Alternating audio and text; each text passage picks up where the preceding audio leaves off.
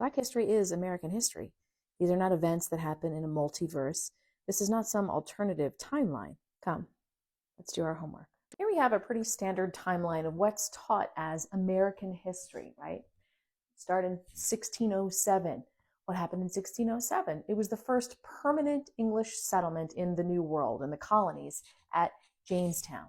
We all learned that. Flash forward a few years. We talk about our founding fathers, 1787. All the old dead white guys, Washington, Adams, Jefferson, they were all there. Flash forward another few years. Abraham Lincoln, 1865, the Civil War ends, Lincoln is assassinated. 1963, John F. Kennedy is assassinated. It's the Cuban Missile Crisis. We're at the height of the Cold War. Who knows what they'll be talking about in 2025, but we know for sure that Donald Trump was the first president to ever attend a Super Bowl. So this is a timeline of events in American history that we are traditionally taught. However, if we look at the exact same moments in history, the exact same timeline, and examine it through a different lens, we can call it Black history. When were the first African people brought to the New World in bondage? 1619. Where were they dropped off and sold into slavery? Jamestown, Virginia, the site of the exact same permanent English settlement that's told on that white timeline. And how do we know that? Well, John Rolfe wrote about it. He talked about the event when the ship landed in Jamestown and dropped off 32 people in shackles, and they were sold for food because the Jamestown settlement was struggling. Fast forward a few years, 1787, exact same year that the founders were writing our Constitution. And in the Constitution, they wrote something called the Three-Fifths Compromise, because Jefferson had written into the Constitution that slavery should be eradicated, abolished. But the Southern states fought back. They pushed back against that. Now, we'll get into the specifics about what the Three-Fifths Compromise was. But basically, they were saying Black people should not be free. We want to keep this institution of slavery, but we want to be accommodated for all these souls that we're keeping alive in the South. They're not citizens. They're not allowed to vote. We want our due representation in the government. So that is a major event in Black history. When the Constitution of the United States was written, Black people were not given citizenship. They were considered 3/5 of a human being. They weren't even considered human. Then in 1865, right after Lincoln is assassinated, the 40 acres and a mule was to give reparations to formerly enslaved people, newly freed people in the South. They were to be given 40 acres and a mule. That reparations deal is broken. Why? Because Lincoln was assassinated at the end of the Civil War. So this is the same event in history, but told through a different lens, a different perspective. In 1963, Dr. Martin Luther King Jr. delivers his I Have a Dream speech in Washington. 1 year later, the Civil Rights Act will finally be signed into law in 1964.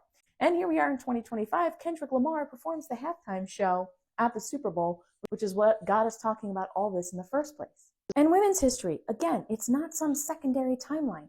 These are all the exact same events on the exact same timeline told from a different perspective. In 1607, Pocahontas, she saves the settlement of Jamestown and marries who? John Rolfe. 1787, Abigail Adams writes to her husband as they're constructing the Constitution, I desire you would remember the ladies. Remember, all men would be tyrants if they could. Now, if he had listened to her, imagine how different all of these other events on the timeline would be. 1865, right at the end of the Civil War, Susan B. Anthony forms the American Equal Rights Association and starts petitioning Congress for universal suffrage. She's fighting for the right for women to vote at the exact same time that 40 acres and a mule is being revoked, right when Lincoln was being assassinated and the Civil War was ending. These are all events happening at the exact same time. 1963, Margaret Chase Smith is the first woman ever in the United States to be nominated from a major political party. When did this happen? Well, right after JFK was assassinated, right after Dr. Martin Luther King delivered his famous speech.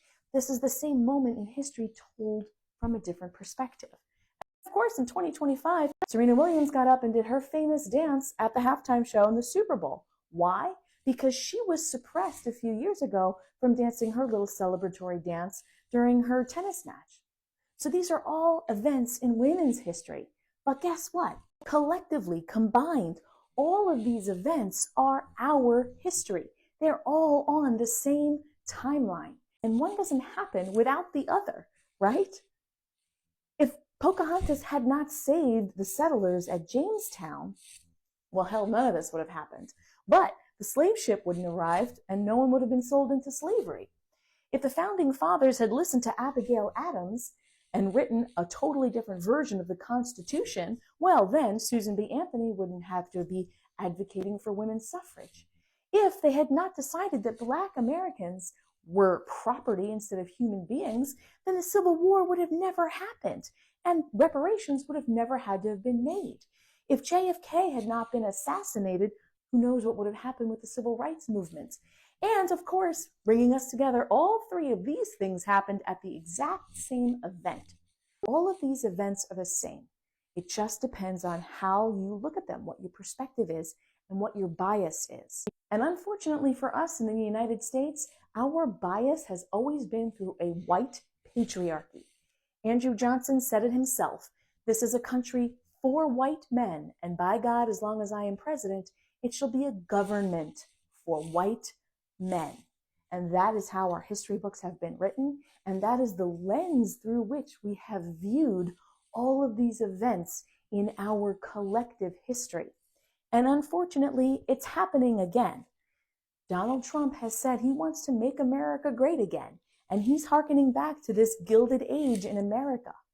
He is actively right now rewriting our history, removing people from websites, removing plaques, removing mentions of anyone who does not fit this white patriarchal narrative. So it is important that we all learn our collective history and learn where we fit in it.